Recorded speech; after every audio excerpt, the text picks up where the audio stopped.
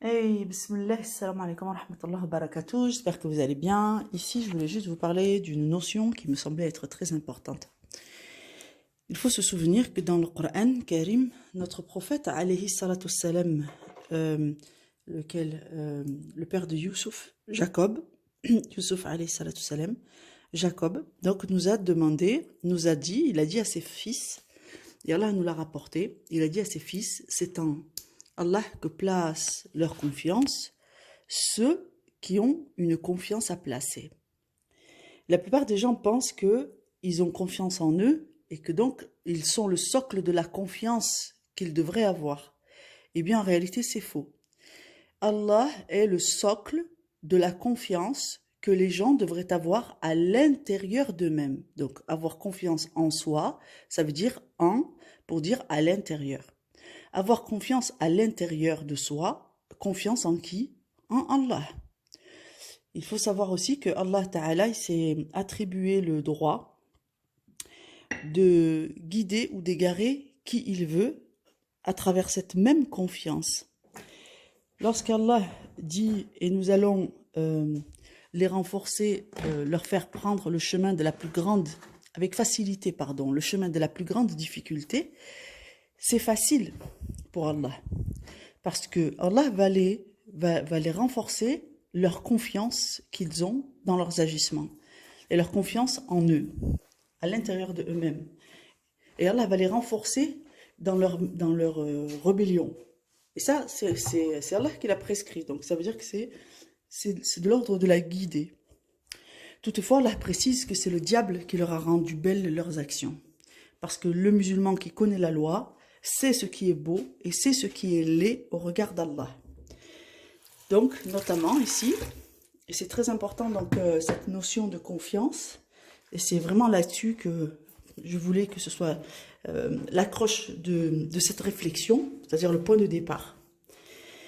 Est-ce que j'ai confiance en moi? Pourquoi je manque de confiance en moi?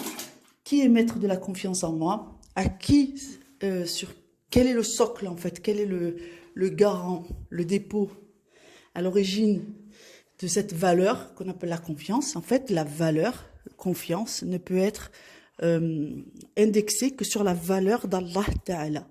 Et c'est ce que le prophète révèle à ses fils quand il leur dit « Prenez des portes séparées et toutefois on ne sait pas ce qu'Allah nous réserve. C'est en Allah que place leur confiance ceux qui ont une confiance à placer. » Voilà donc, afin que vous puissiez analyser votre état d'angoissé, de gens qui manquent de confiance, etc. Donc vous savez que quand on a des angoisses, quelque part, le diagnostic impératif, hein, ça va de soi, c'est que dans ton épreuve, le manque de confiance en Allah est un élément important. Et vous allez me dire, mais comment on peut faire alors, puisque la confiance en soi découle de la confiance en Allah qui vit dans nos poitrines? Eh bien, c'est la connaissance. Face à une situation, chacun a des événements de vie qui sont singuliers, qui rendent sa vie singulière. Donc face à la situation que tu vis, il y a un manque de connaissance sur les attentes d'Allah, ce que dit la loi, ce qu'Allah veut de toi, ce que tu devrais atteindre comme objectif spirituel, qui va te permettre de renforcer cette confiance, parce que c'est très important, parce que c'est sur cette confiance que se basera la piété, à son tour. Et vraiment, la piété, c'est un élément, c'est un degré de foi qu'Allah nous demande d'atteindre. Il dit dans le Coran, et certainement, si vous faites cela, alors vous atteindrez la piété. Parce que c'est vraiment l'objectif ici, c'est d'atteindre ce niveau d'adoration qu'Allah demande, et c'est un niveau de confiance qui t'amène à agir autrement, comme si tu étais une personne différente que quand tu n'as pas de confiance du tout. Donc ça nous distingue clairement des gens qui ne sont pas guidés par Allah. Parce que ce sont même si Allah les renforce dans leur chemin de l'égarement, ce sont souvent des grands angoissés, sauf les diables. Ah, les diables, eux, ils ont vraiment confiance dans leurs crimes. C'est après qu'ils déchantent.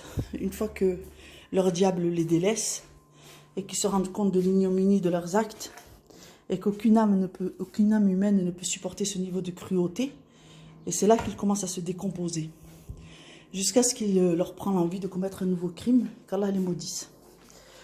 Donc du coup, pour se remonter de cette désespérance, ils commettent de nouveaux crimes, parce que pour eux, c'est comme une drogue. Ça leur donne de l'adrénaline, de l'orgueil, et c'est ce qui fait que ça vient compenser leur essoufflement, on va dire, parce que vraiment, c'est des gens qui n'ont pas d'énergie.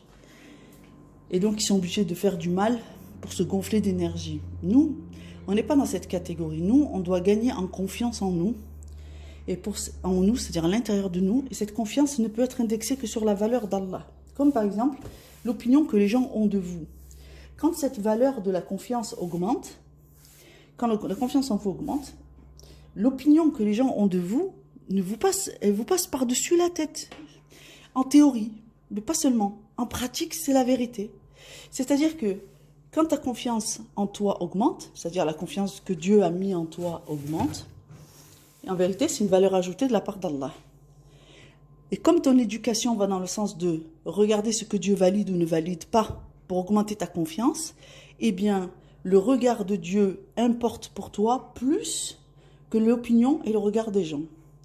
Et donc, si ce n'est pas un gage de confiance en soi, qu'est-ce que c'est? Voilà.